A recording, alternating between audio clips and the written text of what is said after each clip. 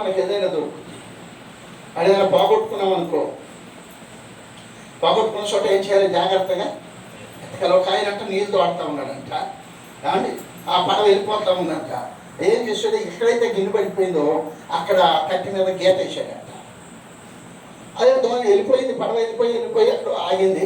ఆగిన చోట కలిసి అయితే ఈ సరిగ్గా పడిందిరంటే గీత తీశాడు అన్నాడంట. ఏమన్నా అక్కడ ఉంటుంది? చాలామంది అలా ఎత్తుక్కుంటున్నారు.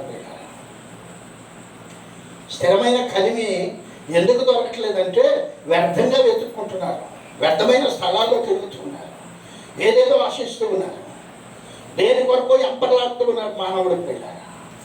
కాబట్టి జాగ్రత్తగా గమనించాలి. దేవుని మాటలు స్థిరమైనటువంటి ప్రేమ, ఇవి చాలా శక్తివంతమైనటువంటి.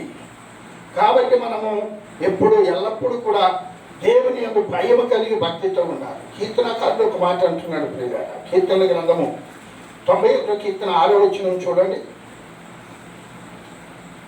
91 అమ్మా. ఆ చీకటిలో సంచరించు తెగులుకైనను, మధ్యాహ్నమందు పాడు చేయి రోగముకైనను నీవు భయపడకుందువు.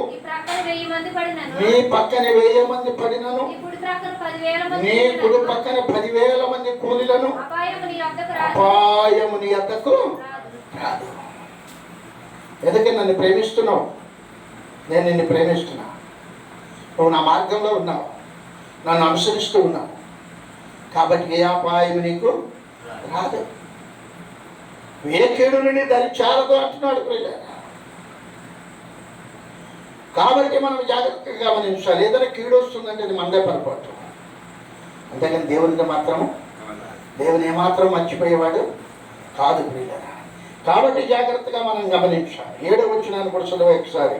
నీ పక్కన 1000 మంది పడినను, నీ కుడి పక్క 10,000 మంది కూలినను అపాయము నీ వద్దకు రాదు. నువ్వు భయపడక్కర్లేదు. ఎవరెక్కడ పడిపోయినా, ఎవరెక్కడ కూలిపోయినా ఏ అపాయం నీకు రాదు. ఎందుకని? నీవు నన్ను ప్రేమిస్తున్నావు, నేను నిన్ను ప్రేమిస్తున్నాను, నీవు నా కట్టలను అనుసరిస్తున్నావు, నా మార్గంలో నిలిచి ఉన్నావు.